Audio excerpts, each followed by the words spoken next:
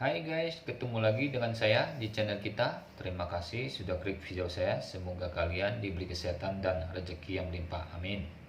Ini saya akan membacakan 5 bab lagi, yaitu dari bab 3991 sampai bab 3995. Oke, kita langsung aja. Bab 3991. Claudia sedikit panik saat ini dan tanpa sadar mundur beberapa langkah, tetapi pada saat yang sama dia menggepalkan tinjunya lebih erat. Dia tahu betul bahwa Huang Ziyu pasti tidak bercanda dengan dirinya sendiri. Gadis ini terlihat tidak berbahaya bagi manusia dan hewan, tetapi pada kenyataannya dia sangat buruk di tulangnya. Pada hari kerja, dia jarang menggertak teman sekelas Tionghoa yang belajar di luar negeri sendirian, dan bahkan lebih umum baginya untuk terlibat dalam intimidasi kampus di sekolah. Dia tidak dapat menghitung teman sekelas yang telah dia ganggu dan ganggu di sekolah, dan dia memiliki beberapa latar belakang dalam keluarganya. Begitu banyak hal yang dapat diselesaikan, dan orang biasa benar-benar tidak dapat memprovokasi dia. Pada saat ini, Li Xiaofen tiba-tiba berhenti di depan Claudia tanpa ragu-ragu, dan kemudian menatap Ye Chen yang diam di sampingnya dengan mata mencari bantuan. Dia tidak mengerti mengapa saudara Ye Chen yang selalu cemburu pada kejahatan tidak bertindak setelah melihat Claudia diganggu oleh remaja yang dipertanyakan ini. Sebenarnya, Ye Chen tidak ingin menonton pertunjukan yang bagus. Dia hanya ingin mengambil kesempatan untuk memahami dan mengamati gadis bernama Claudia ini. Di satu sisi, Anda dapat melihat perilaku gadis itu, dan di sisi lain, Anda dapat mengambil kesempatan untuk mempelajari beberapa informasi terkait dengan pengalaman hidupnya. Dalam proses penghinaan Claudia barusan, orang-orang ini memang mengungkapkan beberapa informasi yang secara tidak sengaja. Misalnya, meskipun Claudia adalah ras campuran, dia sebenarnya belajar di sekolah dengan lebih banyak orang Cina. Jadi, dia adalah teman sekelas dengan remaja Cina ini. Contoh lain, identitas ayah Claudia selama hidupnya ternyata adalah anggota mafia Italia. Dan bahkan melalui perilaku Wang Xinyu yang menyanjung Claudia, dapat diketahui bahwa ayah Claudia berada di mafia selama hidupnya, juga harus menjadi tokoh dalam barisan. Ye Chen bahkan menebak bahwa Claudia ini mungkin masih memiliki beberapa keterampilan. Karena meskipun sosoknya sedikit kurus, menurut Ye Chen, kekuatan tersembunyi dari tubuhnya jauh lebih kuat daripada orang biasa, dan sepertinya dia tidak berlatih lebih sedikit. Ye Chen bahkan berpikir bahwa terlepas dari teriakan empat remaja dipertanyakan ini, mereka benar-benar berkelahi, dan keempatnya bersama-sama mungkin bukan lawan Claudia. Namun, ketika Ye Chen tiba-tiba menatap Li Xiaofen dan melihat bahwa Li Xiaofen tampak penuh keraguan dan ketidakpahaman di matanya, dia tahu bahwa dia pasti tidak akan bisa terus menonton drama seperti ini. Melihatnya seperti ini, kakakku yang tidak tahu harus berbuat apa, takut dia akan benar-benar kecewa pada dirinya sendiri. Jadi, Ye Chen segera melangkah maju, berdiri di depan Li Haoyang, dan berkata dengan ringan, "Saya melihat bahwa Anda semua orang Cina, dan Anda jauh dari rumah. Bukankah orang tua Anda mengajari Anda untuk tidak menonjolkan diri?" Wang Xinyu memutar mata ke Ye Chen dan berkata dengan tatapan jijik, "Rumput, apa yang kamu lakukan? Apa yang Bibi lakukan untuk menjagamu?" Ye Chen menggerutkan kening, menatap Li Haoyang, mengulurkan tangan dan menepuk bahunya, dan berkata dengan serius, "Adik laki-laki, mulut pacarmu sangat bau. Kamu bahkan tidak memukulnya. Apa kamu masih menunggu tahun baru?" Oke, kita lanjut lagi ke bab 3992. Begitu suara Ye Chen jatuh, Wang Xinyu seperti menginjak ekornya dan memarah, "Kamu benar-benar memanggilku mulut yang buruk. Percaya atau tidak, aku akan memanggil seseorang untuk datang dan merobek mulutmu." Wang Xinyu marah, tetapi dia tidak pernah bermimpi bahwa pacarnya yang selama patuh padanya tiba-tiba berbalik menatapnya dengan gigi terkatup dan berkata dengan dingin, "Mulutmu sangat bau. Rumput." Mata Wang Xinyu melebar dan dimarahi. "Li Haoyang, apa yang kamu bicarakan tentang aku?" Li Haoyang menyeruput minumnya dan meraung, "Aku bilang mulutmu bau." Setelah dia selesai berbicara, dia segera bergegas ke depan. Mulai kerah, Huang Xingyu mengangkat tangannya dan membungkukkan ke kiri dan ke kanan wajahnya dan membantingnya. Kali ini, semua orang di tempat kejadian kecuali Ye Chen tercengang, terutama dua pengikut Claudia dan Huang Xingyu. Mereka semua adalah teman sekelas sebelumnya dan mereka tahu betul betapa rendahnya Li Haoyang di depan Huang Xingyu. Selama Huang Xingyu tidak bahagia, Li Haoyang bahkan tidak berani bernapas di depannya. Terlebih lagi, Huang Xingyu memukul dan menendangnya ketika dia merasa sedikit tidak nyaman. Bahkan di sekolah, jadi tidak ada yang mengira bahwa Li Haoyang akan tiba-tiba menyerang Huang Xingyu. Huang Xingyu juga tercengang. Dia telah hidup selama 18 tahun tanpa dipukuli dan tidak pernah berpikir bahwa Li Haoyang yang seperti anjing di sisinya berani memukul dirinya sendiri. Dan tiba-tiba berteriak dengan marah, "Li Haoyang, kamu berani memukul saya? Kubunuh kau bajingan!" Li Haoyang sangat marah dan dia menampar serangkaian tamparan ke wajahnya lagi. Dia tidak puas dengan memar di pipi dan darah mengalir dari sudut mulutnya. "Ada apa dengan Lao Zu? Lihat, apakah saya tidak membunuhmu?" Wajah Huang Xingyu ditampar lebih dari serusin kali berturut-turut. Kepalanya membeku dan ponsel di tangannya jatuh ke tanah karena dia tidak bisa menahannya. Melihat ini, Ye Chen mengambilnya dan menemukan bahwa Huang Xingyu telah membuka platform video pendek sebelumnya dan bahkan siap untuk merekam. Jadi dia tertawa. "Kakak, ini baru saja teriak bahwa dia ingin merekam video. Mengapa ponsel ini masih bekerja?" "Ini jatuh ke tanah. Sepertinya tidak nyaman untuk mengambil gambar. Atau biarkan aku yang membantumu." Setelah berbicara, cukup klik tanda plus di layar, kamera diarahkan langsung ke wajah Huang Xingyu dan tekan untuk memotret. Pada saat ini, arogansi Huang Xingyu telah habis. "Ayah saya memang kaya, tetapi uang jauh lebih tidak bisa menabung sedikit tamparan." Meski Li Haoyang sedikit pengecut sebelumnya, dia masih seorang pria muda, setinggi 1,8 meter. Kebugaran fisiknya memiliki keunggulan besar atas Huang Xingyu yang menamparnya puluhan kali berturut-turut seperti mainan. Semua orang melihat dengan mata kepala sendiri bahwa wajah Huang Xingyu dipukul menjadi kepala babi dan kedua pelayan itu cemas seperti semut di panci panas. Lagi pula, mereka juga takut Li Haoyang akan kehilangan akal sehatnya dan menjadi gila. Jadi mereka menangkap mereka berdua dan bertarung bersama.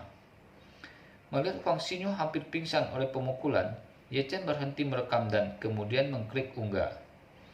Segera setelah itu, dia menepuk bahu Li Haoyang dan berkata dengan ekspresi mencela, "Hei nak, kamu tidak mengerti Lin Xiang Xingyu.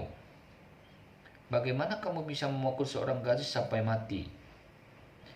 Li Haoyang berhenti bergerak dengan enggan dan memarahi dengan marah. "Bah, pelacur bau ini, tidak masalah jika dia terlihat jelek. Kuncinya adalah menjadi sangat murah sampai mati. Karena ada 2 uang busuk dalam keluarga setiap hari, bisa tidak hidup selamanya. Dia sudah meneriakiku sepanjang hari. Aku sudah menahannya untuk waktu yang lama. Tidak rugi membunuhnya."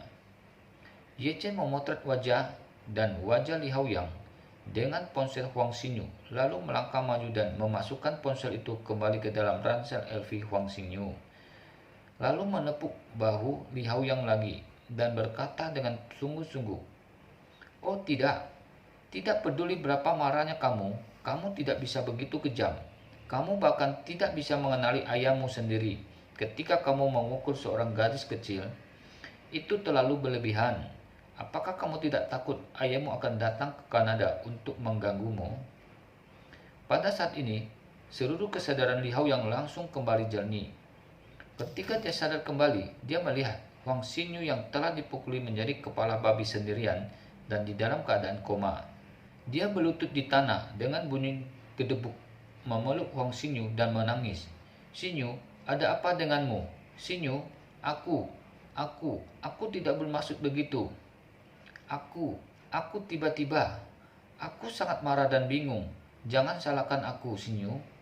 Xingyu, bangun dan bicaralah padaku. Xingyu, aku sangat takut. Tolong bangun." Setelah dia selesai berbicara, dia melihat bahwa Huang Xinyu dalam keadaan koma dan tidak memiliki reaksi apapun. Dia dengan cepat berbalik dan berkata kepada dua garis lain, kalian berdua harus bersaksi kepadaku.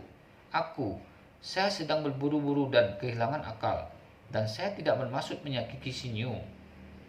Xinyu adalah pacar saya dan orang favorit saya. Bagaimana saya bisa dengan sengaja menyakitinya? Ini semua untuk sementara waktu impulsif. Yang lain tidak mengerti sekarang mengapa Li Haoyang akan bertindak melawan Huang Xinyu. Tetapi melihat adegan ini, semua orang secara tidak sadar berpikir bahwa Li Haoyang mungkin telah ditindas terlalu keras oleh Huang Xinyu pada hari kerja, dan tiba-tiba emosi meredak dan dia kehilangan akal. Oke, kita lanjut lagi ke bab 3993. Sekarang emosi saya berangsur-angsur pulih dan memudar. Rasionalitas saya berangsur-angsur kembali. Saya menyadari bahwa saya telah membuat kesalahan besar. Memikirkan seperti ini, semua tiba-tiba menjadi masuk akal. Bahkan Li Haoyang sendiri berpikir bahwa dia sedang terburu-buru barusan, jadi dia kehilangan akal.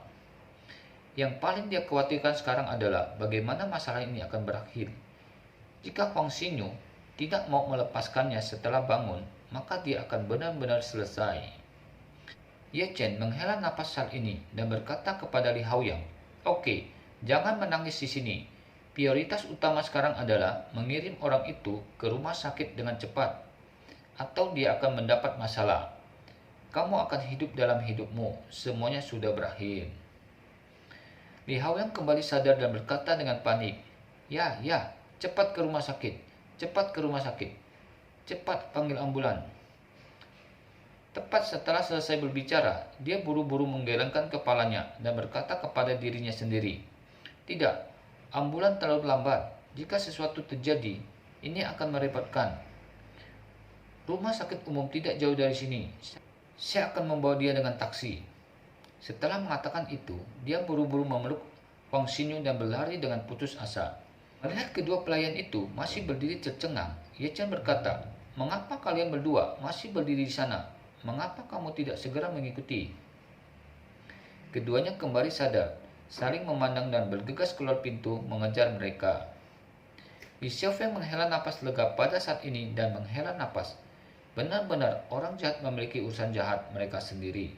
Saya pikir Huang Xinyu tidak akan terpisah dari rumah sakit dalam 10 atau 20 hari ke depan.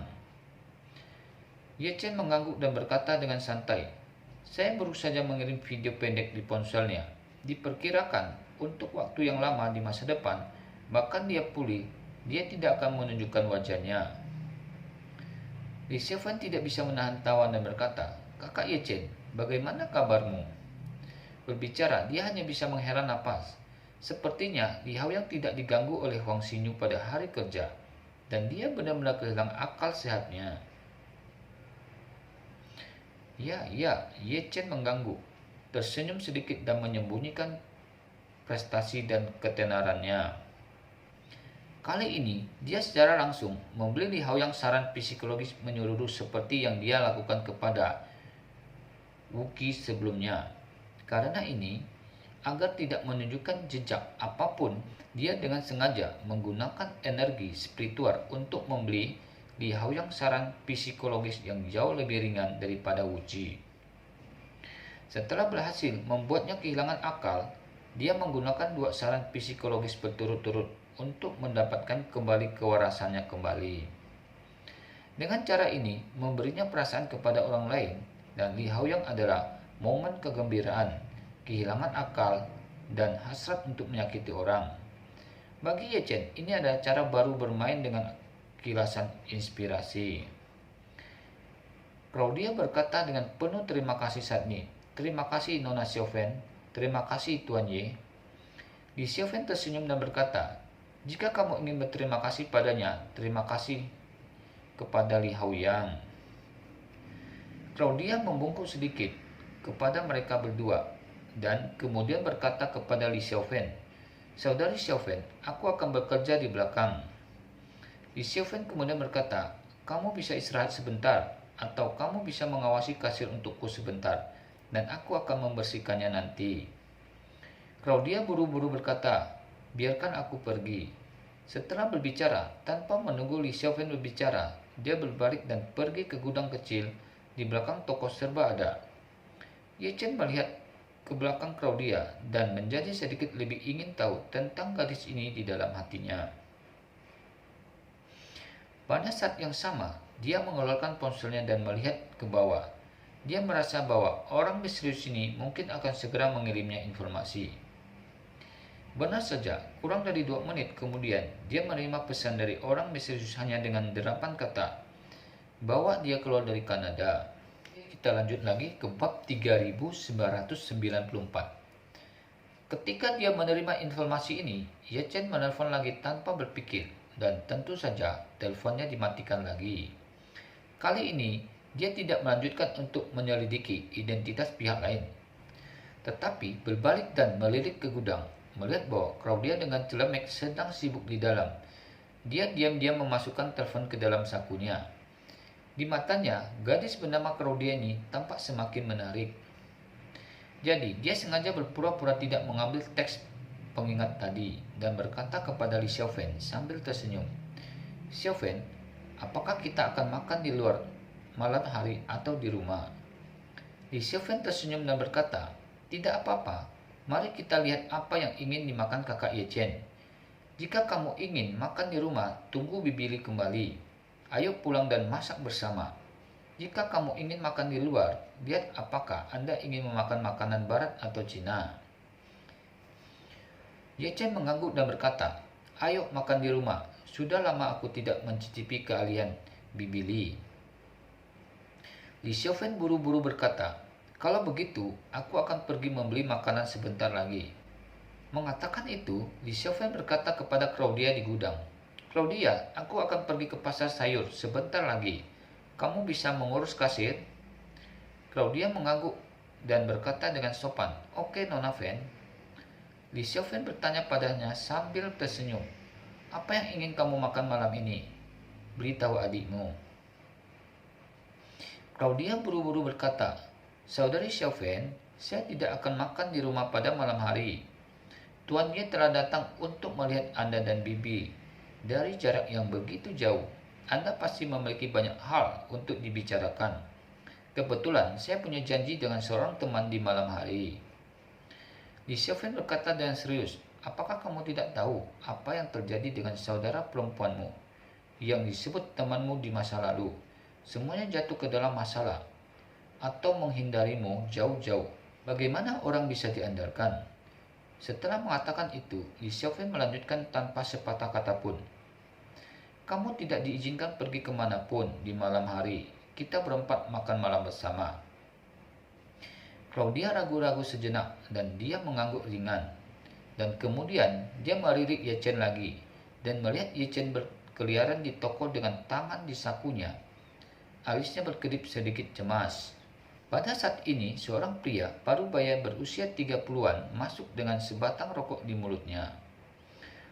Orang ini memiliki wajah Cina dan tingginya sekitar 1,7 meter. Dia memiliki gaya rambut Chen Haonan di masa muda sekitar 20 tahun yang lalu dan juga diwarnai coklat.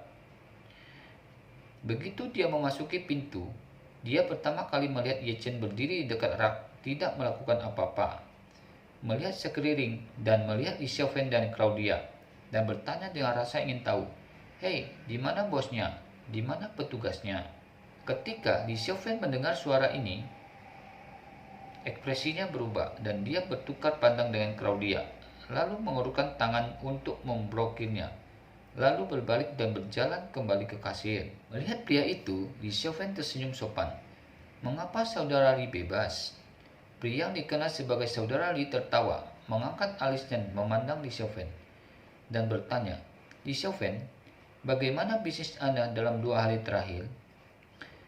Tidak apa-apa, Li Xiaofen tersenyum sopan dan berkata, situasi kita sama setiap hari, tidak ada yang berubah.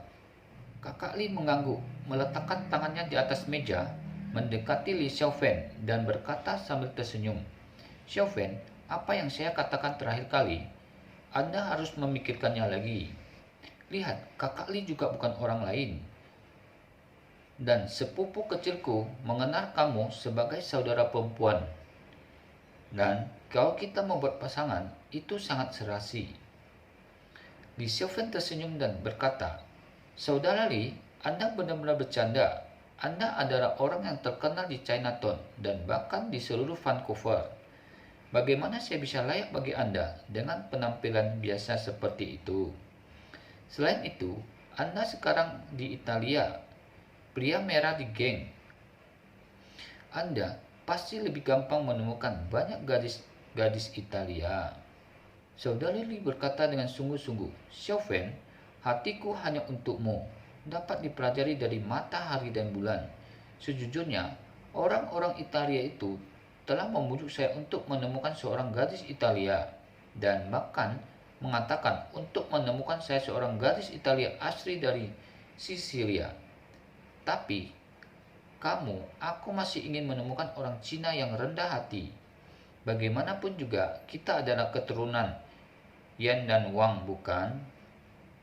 Saat dia mengatakan itu, dia mengambil sebatang rokok, memperlihatkan mulut giginya yang kuning berasap. Hehehe, tersenyum dan berkata, Xiaofeng, seluruh Chinatown, aku akan melihat-lihat. Aku akan melihatmu paling banyak.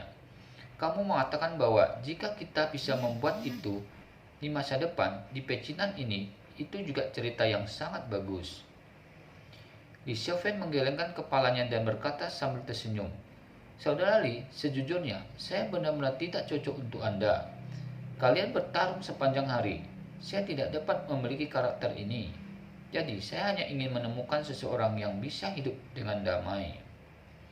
Melihat tekad Li Xiaofeng, Saudara Li membuang puntung rokok keluar pintu, lalu menatap Li Xiaofeng dan bertanya dengan sangat serius, Xiaofeng, aku ingin memberimu kesempatan terakhir.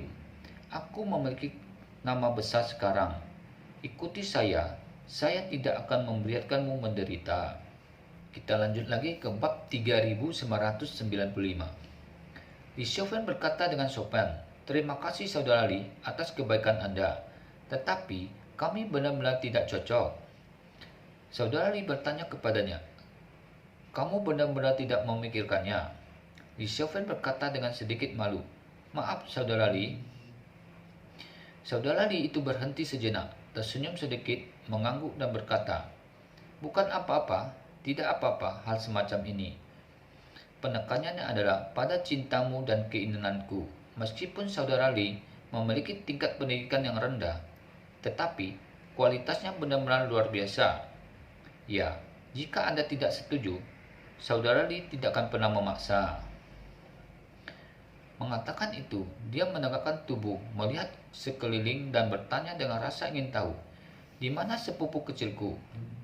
Mengapa aku tidak melihatnya keluar untuk menyapa sepupunya? Li Xiaofeng berkata, Claudia sedang sibuk, mungkin dia tidak mendengarnya. Dia sibuk apa? Aku tidak tahu situasi di tokomu. Apakah tidak ada pelanggan setelah makan malam? Mengatakan itu, dia memandang Ye Chen dan bertanya dengan rasa ingin tahu. Hei sobat, apa yang kamu lakukan? Berbelanja? Aku tidak mengganggumu kan? Ye Chen berkata dengan ringan. Aku saudara laki-laki Li Xiaofeng. Aduh, Saudara Li bergegas, mengulurkan tangannya ke depan dan berkata dengan sangat sopan. Ternyata itu saudaranya Xiaofeng. Senang bertemu denganmu sobat. Dari mana asalmu? Berasal dari Cina. Li Xiaofeng buru-buru berkata, kakakku kebetulan melakukan bisnis di Amerika Serikat, jadi dia mampir untuk melihat kita. Kakak Li mengangguk dan berkata kepada Ye Chen, Bung, tolong bantu saya membujuk Li Xiaofeng ketika Anda punya waktu. Saya tulus padanya. Ada banyak orang di Chinatown yang menyukai Li Xiaofeng. Saya Gauli, pasti yang paling menghangatkan hati. Ye Chen berkata dengan acuh tak acuh, saya tidak bisa mengendalikan hal semacam ini dan semua menghormati keinginan Xiaofeng sendiri. Hei, Guli menghela napas dan berkata, sebaiknya aku pergi menemui sepupu kecilku. Dengan mengatakan itu, dia berjalan langsung ke gudang kecil di belakang. Ketika dia sampai di pintu gudang, Guli hanya ingin membuka pintu, tetapi pintunya terbuka dari dalam. Claudia memandang Guli dan bertanya dengan kosong, apakah kamu ada hubungannya denganku?